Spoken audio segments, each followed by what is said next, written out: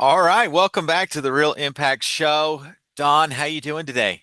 I am doing good, everybody. Welcome to the Flannel Show. This was not planned. Thank you for joining us today. We did not flannel the flannel. No, We it did not just flannel the flannel. No, we did not. no, in fact, earlier this week I was in the office and I cut my finger and had to get stitches. And so it has been hard to put on the dress clothing. So I decided to go with loose fitting clothes for the last 2 days. And I've got multiple comments about it because most people don't see me, A, in a t-shirt, B, let alone in a flannel. So, That's right. but, That's but right. today, but today, if you're watching the video on YouTube, you'll see that both Don and I are wearing flannel. So, Yeah. No, I was out and about all day running errands and going to see listings, and it's been cold to me here in Southern California. 59 degrees this morning. Don't laugh at me. It's cold. Southern California kid still. So we're in flannels. Here we are. Welcome to the Real Impact Show. We're glad to have you with us as we're talking about a topic that probably just isn't talked about enough today, Aaron. So yeah, let's yeah, jump in, shall we? yeah. We're going to talk about why agents fail in this career. Don and I are survivors of the industry. We've both been in the business for over 20 years, and we both have seen hundreds, literally hundreds, if not thousands, of Thousands. agents come and go That's right. during that time frame.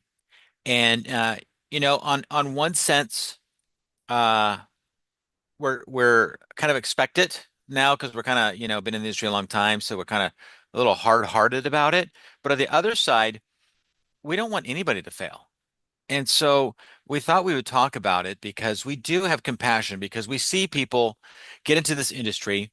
And if you're new in the industry, this is you right now. You're excited, you're in it to make some money and to help people, and you want to be successful. Nobody gets their license and says, I want to fail.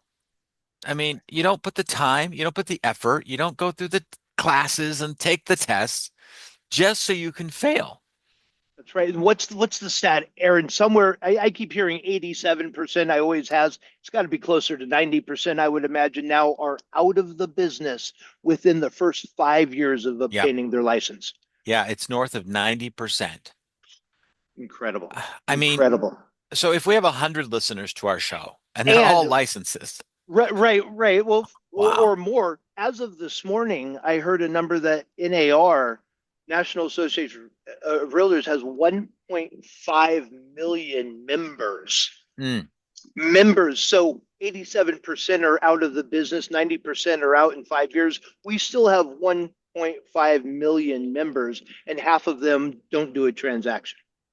yeah, and which is another startling statistic. 1.5 Correct. million members, of which 750,000 don't do diddly.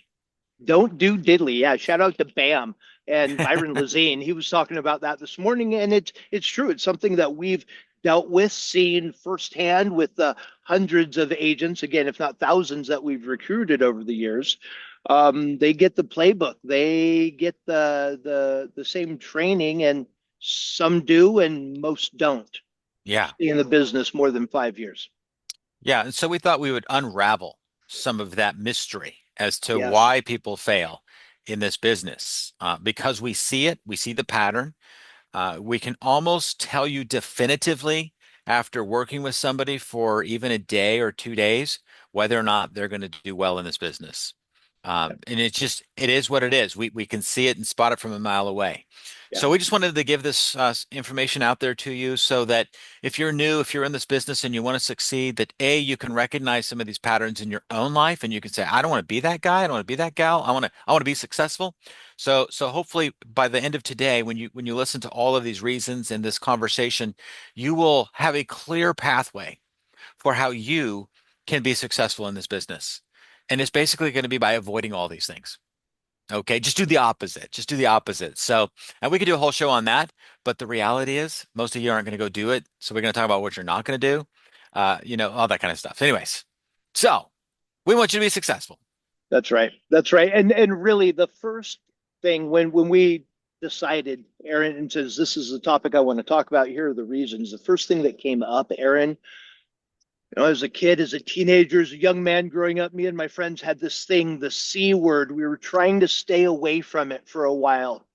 Commitment, right? Commitment. That didn't work too long, right? Finally, we got over that C word, and the C word that comes up over and over again is consistency is so required to succeed, which means the thing not to do is be inconsistent with anything that we do, showing up, prospecting, marketing, you name it.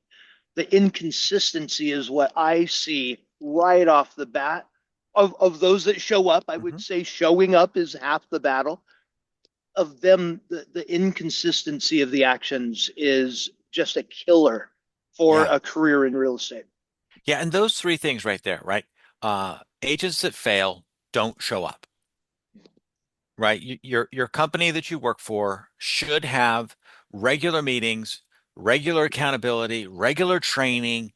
And if you don't show up, there's the door. Like it's awaiting you. You're gonna leave the industry. You gotta show up. And then you gotta show up consistently because failing agents are very inconsistent. And you gotta commit to doing things because fear Yes. of commitment is certainly a big reason why agents exit the market. You know, something else I've seen too, Don, when we're looking at newer agents in the industry is that I think there's a gross misunderstanding of what it takes to be successful, right? They make the licensing process fairly easy, and it Yes. really is. It's, Way too easy in you know, most cases. yeah, Yes. I mean, you're getting a license to do the largest financial transaction that most people do in their lives. And they make it three classes, right? And a Yes. test that you can get 70% or better on. So you only have to be average at best, at worst, to get a license. That's right. And the crazy thing is that when they give you all of these classes, is they don't teach you how to sell real estate. They teach you about the real estate classification of assets. That's This is right. a house, this is a window, this is escrow, this is title, this is information, but none of them teach you how to sell. So I just say that make it that there's a misunderstanding about what it takes to be successful. So, Absolutely. I think I want to add in there, and this wasn't a point. Not only is it so easy to get involved, and for all of those on your third time taking the test, I'm sorry. Okay, you got this. Keep going. It is one of the easiest licenses to get. I mean, all of you beauty and hair stylists out there, your training to get your certificate to cut my hair and all the incredible things you do take many more hours, months and months compared to what we have to do. And although it's critical and important, it's not the largest investment of someone's life that is in so many times what we're dealing with our customers here. And in 90 days, I had a California real estate license. And I didn't know anything when I started. I don't know about you, Aaron. At least you finished college. So you knew something. I didn't know anything once I was licensed. well, and same thing with me though. I mean, thankfully I was already working in a real estate office when I ended up That's right. getting my real estate license and I got my broker's license. And so I had to take 7 classes in order to get my license. And I was already watching and training agents in the industry. That's right. And if that doesn't say anything about what this industry needs, is this industry needs more about the branding, marketing, sales skills side of it Mm. than take 4 classes and get your license so you can understand what a baseline meridian is, right? Um, but just to point there on the hairdresser, Don, I'm bald, as you know, and the person that cuts my hair doesn't need much training. I'm just saying. I'm just saying. And bald is beautiful and everywhere now. So that is true. That is true. No, and along with the lack of training by us agents, and I'm going to put a lot of brokers on notice too. Lack of training by the brokers out there, right?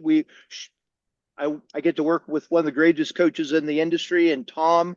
Not everybody has that kind of access. They should have that access through their brokerage and those that they're hanging out with. But That's one part of it. The other part is part-time agents. Again, easy to get licensed, easy not to train and keep up to date, get involved in two deals a year, and things are changing and moving forward so rapidly today, as we all know, they're not able to keep up and produce the best product for their client just by not being around it full time, not being studying it full time, and having the correct information to help our clients achieve their goals. That's what this is all about. And again, no offense to the part timers, because if you have a plan to go full time and you're doing the work to become full time, let's go. I got you. Show up, be educated, become trained, love on your clients the proper way. But you've got to know what you're doing. And so many part time agents just don't have that work ethic or that commitment to Yeah. that side of it. And it ultimately hurts them and their family and their pocketbook. But beyond that, the client needs and deserves better than that, I believe. Yeah. And so I think there's two things there, right? There's the head knowledge, which is you got to stay active in the game. You have to stay actively up to date on what's happening with forms and what's happening with the process and what's happening with the procedure. So that's some The head knowledge, rules, yeah. right? You got to know that. But I know a lot of agents who know that still don't know how to sell. And so the second part of that knowledge is that street cred. Like you just have to street cred, whatever.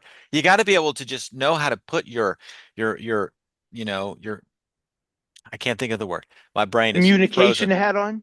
Yeah, yeah, yeah. You just got to know you got to be able to take all that knowledge and actually turn it into practice so that when you're work working with a client that you are like actively engaged with them. Because see, so Yes. many agents have this head knowledge, but they really don't know how to translate it and then communicate it to their client in a way that is, breeds confidence in their person as a professional. And so I think there's that street knowledge that has to take place. So like hanging out with a mentor, hanging out with another agent. On Monday, after this meeting, actually Tuesday, I've been asked to go on a listing presentation with an agent. Why? Because they're new in the business. They don't know what to say. They don't know what to do. And they know that they have a license, but don't know what to do with it. And so that person is humbling themselves. They're coming to me and they're saying, "Hey, would you go with me? So I don't want to lose, because I don't want to lose this listing." And it's their first ever appointment. So that's taking head knowledge, putting it into street knowledge, knowing how to use it when you're at the kitchen table. Yeah, you're reminding me of someone you and I worked with a long time ago, and I don't even need to say his initials. You know who I'm talking to. He was one of the smart, still is, haven't talked to him for a while, I'm assuming, most brilliant humans about the law, about the contract, about that process. Aaron, I will say more than you and I probably, Hmm. especially at that time. However, he could not communicate or sell his way out of a brown paper bag. He Hmm. just did not have that. And it's a true example of what you're talking about, being able to take that head knowledge and turn it into what's important to the consumer and the client, again, in order to move their transaction to the next level, the next Uh, phase. yeah, I know who you're talking about. And super nice, great person. Wonderful Uh, human, it's right. End up doing maybe two or three deals a year. maybe, right? And Working at least 7 days a week. exactly. And that's okay, right? That's That's what okay. worked for him. That's Now, right. for most of us who are trying to do this, doing three deals a year is not enough. And so I think there's another reason right there is that most agents don't have an understanding of the financial commitment that it takes to be successful in this business. I saw a post on X, and this agent said, "I went into real estate full time. First year, lost $15,000 net. Second year, made $485,000. I think I made the right choice." But here's a guy who understood that his first year was going to be putting in time, putting in effort, and not seeing the results that were possible. only to reap the rewards the second year, making more money than he's ever made before in his life. So Unbelievable. that's a fundamental misunderstanding that a lot of agents have. They don't realize that there is a financial commitment. You're going to be bleeding cash. You're going to be, you know, depleting your savings, depleting your checking account, and you have to account for that in your first 1 to 2 years in the business. And That's so right. you need to know that. Remember Carrie? I do. I do. And you know Royalty. what? Yes. Yeah. And Carrie was a fantastic example of somebody who had a budget set aside to grow her business. Yes.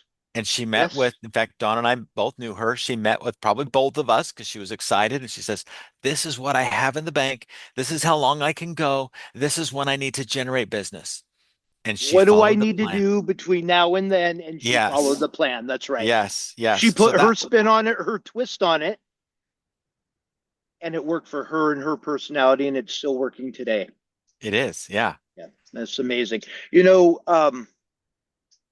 you mentioned the gross how'd you say it? The gross misunderstanding of Misunderstanding what's of what it needed, takes. Hmm.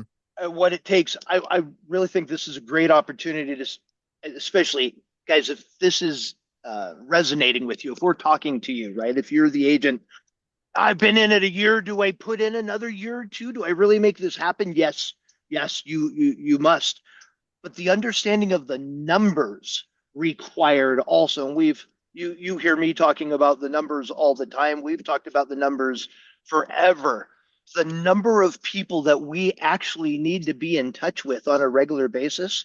I've been talking a lot of business plans with people and running a lot of numbers and talking about the 1700, the 2500, the 5000 conversations required for 2025 to reach the agent's goal. And we're going through the formula of what it's going to take to make those outbound or grab those inbound or follow up calls Mm, to reach the goal. Whatever your goal is, please know this: the number of people you need to meet with and talk to in order to sell a home is way higher, way more than you ever thought necessary. 100% agree. Right? I mean, we, Yeah. we track on 40 to 1 conversations to closings, but today, those are 2 years ago numbers. Today, it's up in the 50, 60, 70 plus contacts to a sale. So, what that means is everybody take your goal of 12, 24, 36 for the year and multiply that by whatever your number is. And if you don't know, it's probably closer to 60 or 70. And that's something that needs to be reevaluated all the time. It does take a lot more, not only numbers, but the effort to get those numbers in your world than Yeah. anybody brand new in the business thinks. Yeah. And thankfully, for those of you who make it the first 5 years, you realize that that number goes down like as a ratio because you get better Yes. at talking to people. You get better at converting. You get better at spotting real like potential in people and the potential for transaction versus those that are just looky-loos. Like you realize that there's a quicker way to a deal just by being in the business longer. So that number of people to conversion to sale is going to be less the more experienced you get. Yeah. But nonetheless, the top agents probably have way more people in their databases than the new ones by far. So, Oh, you yes. know, so Yes. it's not Yes. Yes. it's not like you can go from 1700 when you start out to, oh, I only need 200 people in my database to do as many as I was doing. No, like that number continues to grow. You just get better at converting it. So, That's right. You know, yeah. it's great that you brought this up. I went to my rolfer, and I don't know if you know what a rolfer is. I just learned about it. Rolfers are amazing. I went to one a long time ago and I stopped, and she is realigning me. And I realized I walk in today and she's been doing this 30 years. And you guys Google Rolfing, it doesn't matter. Rolfing. Yes, and you'll find out. And I highly recommend it. Anyway, I walk in, she's saying hi. I go to walk towards the table. She stops. She looks at me. I want you laying face down, legs off the table, knew exactly what was needed by analyzing me because she's not a rookie. She's been doing this 30 years. She understands the composition of the human body and all the systems that we have to be able to, like a Terminator, that's what you need immediately. And I got home afterwards and I was explaining to my wife, that's just like us 30 years later, and it's been 30 years. We can do that better, faster, stronger, more elegantly than we could 30 years ago, Yeah. just because of the reps we put in. And we can analyze that situation and say, you know what? Buying a new home is not right for you right now. You should rent for another year. Here's the plan, and go ahead and take care of business that way. And we can do that very quickly because of the reps. That is a skill that needs to be worked on better by our younger agents, our newer agents in the business, no doubt. And, and as you're saying that, I'm thinking that for those of you that make it in the business for 5, 10 years, it actually gets easier to succeed. You still have to put in Much, the work, of but course. it doesn't take the same thrust, the same, power in the business as it does to get the, your airplane off the ground. Like it is, it gets better. Like for us now, 20 years in, 30 years in, we're like, this is really fun. Like we're not worried about failing. We're not worried about getting out of the business next year. We are pushing into it really hard and seeing opportunities come to us every day because of our mindset. And so, speaking of mindset, let me say this. Another thing that people really, really need to realize that will totally undermine your success in this business is if you cast blame on anyone except for yourself. I have had too many interviews where I'm talking to people that want to come work for our team, want to come work for the company that I was running. And they say, hey, and they just launch into this. That person did this to me. I didn't like that about that office. I didn't like this about this association. And I'll never forget this. There was an interview, and I came in on a Saturday morning to do this interview.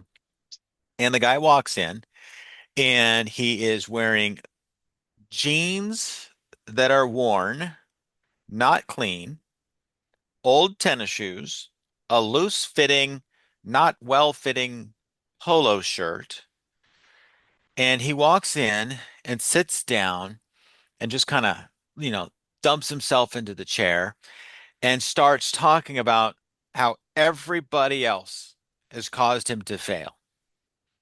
And it only took me 5 minutes to find a reason to cut that interview short. And by the eighth minute, he was out of the office and on his way. Because what I realized in him was he was blaming everybody else. He would not take any personal responsibility for his success and his failure. So that's a big deal. You have to look at yourself in the mirror and you have to say, you are responsible for your destiny in this industry. I'm not going to blame anybody. I'm not going to blame others. I'm not going to blame circumstances. I'm not going to blame my checkbook. I'm not going to blame my spouse. I'm not going to blame my kids. I'm not going to blame my schedule. I'm going to take responsibility for my success. Because if you blame others, you're destined for failure in this business. 100%. And I think the opposite of that is take 100% responsibility for everybody. Don't blame others. Don't bring the victimhood mentality into your business here in real estate. There's no place for it, right? We're here to serve others, not blame others. Our job is only to serve others. And I hear that and I get fired up, Aaron. That's not how we roll around here. That's not what the successful do. That's not what those that look out and try to improve every single day for them, their family, their clients. They take responsibility. The top producers, they put it all on their shoulders. They'll delegate the work. They'll grow a team. They'll do it properly. But the buck stops here, baby. There's no blaming anybody else. And if you Yeah, find yourself doing that, we're not life lesson hander outers here, but here you go. That shouldn't be anywhere in our life, quite frankly, but especially in the real estate space. There's no need for it. It, yeah, it ruins deals, in fact, more than it's going to help anything else. yeah. You either have the victim mentality or the victory mentality. Victor or victim, it's up to you. That's That's right. right. That's right. So that's a big deal when it comes to understanding the psychological side of it. Uh, and going along with the blame game is we just have uh, a misalignment of motivation. There are some people that get into this business purely for the idea of making a lot of money. They want to be rich. And I Mm, will say this, those people tend to have great starts in the business. They actually tend to generate income pretty quickly. But those are the ones that burn out because doing this business just for the money, it gets kind of old, you know? I yeah, mean, we're in a people business and people have souls. People want to be connected with other people and they don't want to be the product. They, that's they right. want to be in a relationship. They don't want to just be in a transaction. And so if your sole purpose is to make money, you'll end up using people to meet your goal as opposed to serving people to meet your goal. Great point. Great point. Absolutely. As we're getting to the end of this, there's two others I wanted to bring up. Mindset, a negative mindset. You said it. We have to cultivate a mindset of optimism, of positivity, of can do. It doesn't have to be rainbows and unicorns and butterflies all the time. That's not what I'm talking about. Not Pollyanna.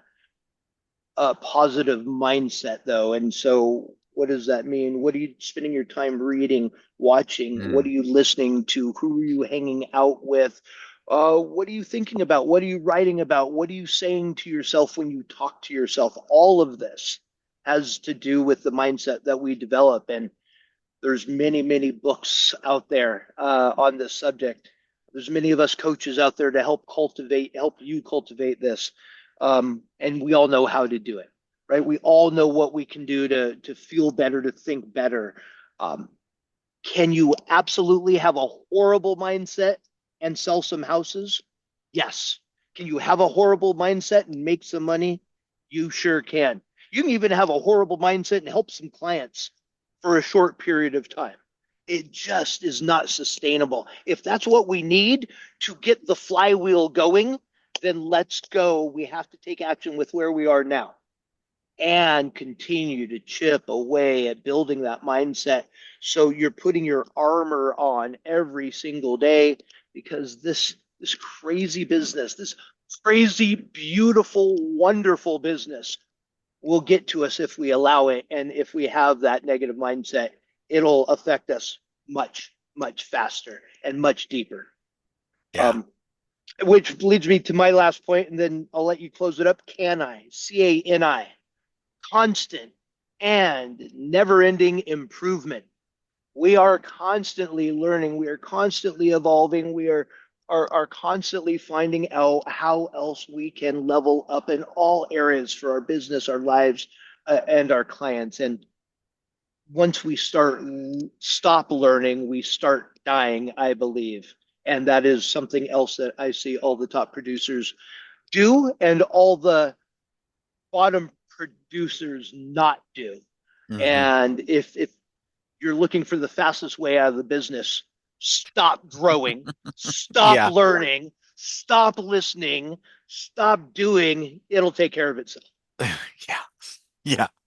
Just become a Luddite That's and all. and the industry will pass you by and spit you out. That's all, you That's know. all. That's all. Yeah, as Dawn and I have aged, you start to look at things a little different. And not only as we get older as men, but older in the business, uh, we are able to look back and just see some of the pitfalls, right, from looking backwards. And he and I will both tell you that uh, one of our strengths that has enabled us is our faith, really, believing that even when things don't go right, that God still has a bigger plan. And discouragement in this industry is at an all-time high. I see it, I feel it, I hear it in the voices of the agents. They haven't closed a deal in 9 months. They haven't closed a deal in a year. And it's not that they haven't tried, it's just that they're not there, right? And so that discouragement and not having a place to go to in order to really help you overcome discouragement is a really sad place to be. And so Don and I's faith, in reading the right things in the morning, spending time in prayer and spending time in God's word really has been helpful to do this. In fact, I was reading this morning, Don, and Jesus, I think arguably had the most hectic schedule and the most important mission to succeed on, right? I would agree His with that. demands. I mean, he didn't have to prospect. Everybody came to him. He was so good at what he did, right? But he would have to pull away for time on a regular basis to pray, to rejuvenate, to rest.